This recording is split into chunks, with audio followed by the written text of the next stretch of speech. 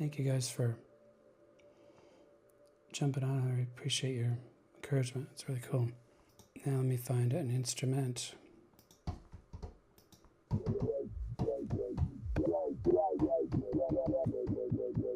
Okay, solo that. Probably one of my own. BB bouncer bass. Yep. Okay, MIDI effects. Everybody does this stuff, but if I take any of these MIDI effects and put it before a MIDI instrument,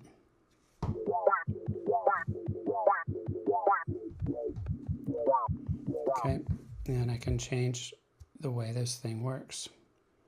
Not profoundly, but sorry about the zoom there. And I could sit there and kind of explain it to you, but honestly, sometimes it's better to just play around with it.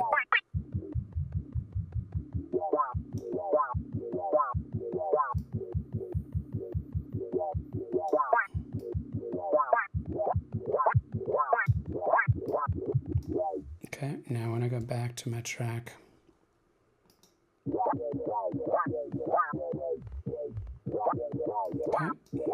some are less successful. Ask me some questions, guys. Bring it.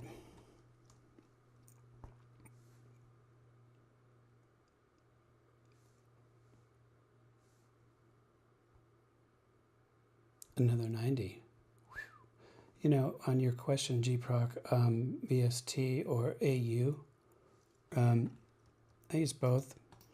I have a bunch of native, I have a bunch of stuff, but Waves itself is not, it's not rated for Ableton Live in AU, so I use Waves in VST, okay?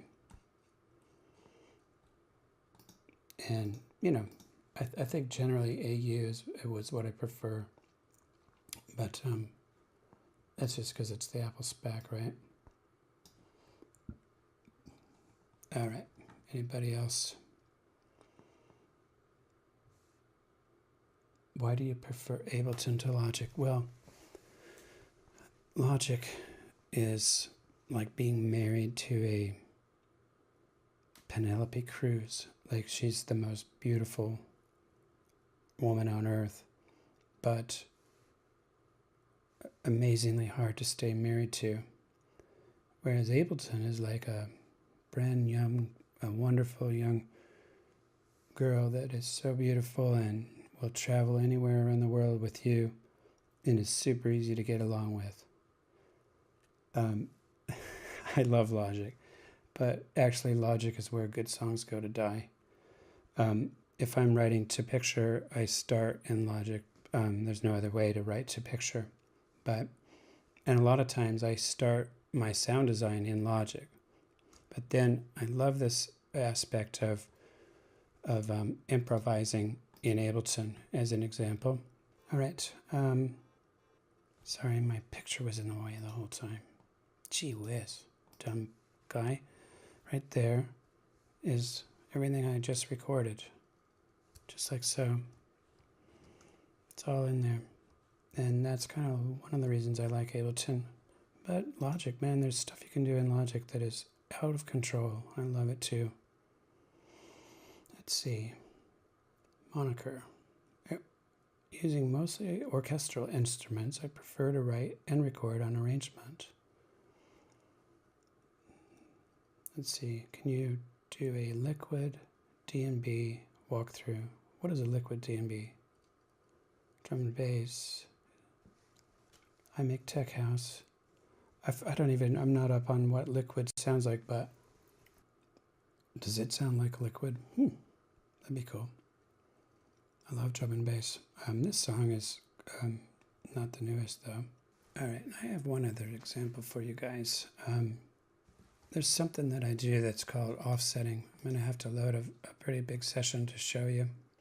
Lately in my music, I'm CDO19. You've helped me work out towards finishing a track I'm stuck on. I use the arrangement way too much and don't use the clip envelopes. Yeah, the clips are really kind of cool. Really have the ability to do some interesting things. Here's 2 tracks. I just cannibalized myself. Like this African King thing comes from a Disney movie that I wrote some music for. It's this stupid kid movie, but I put all those old cues back in my library so that I can have access, because I might have 8 billion snare drums, but if I can only find 3, then I really only have 3. So I'm totally big on being able to find stuff. And as a crazy example, like my audio drives are just insane. This is a terabyte worth of audio here, and being able to find stuff is just ultra beats. It just goes on and on and on. Somebody's record, a client, but native instruments, content stuff. If I can't find this stuff, then I don't have it. Okay, so I have my own ways of organizing it, and by naming BB on the front of everything, that's probably kind of silly, but because you have to read every title because the BB is not alphabetized. But like, for example, these are just Logic songs, just how many gigs of 211 gigs of Logic songs. All right, here, my hard drives, I've always named my hard drives. I've got Open Meadow, Twin Peaks, Acceptance, and then I've got Towering Inferno, Redfield, a bunch of different names. Martin loves that kind of stuff.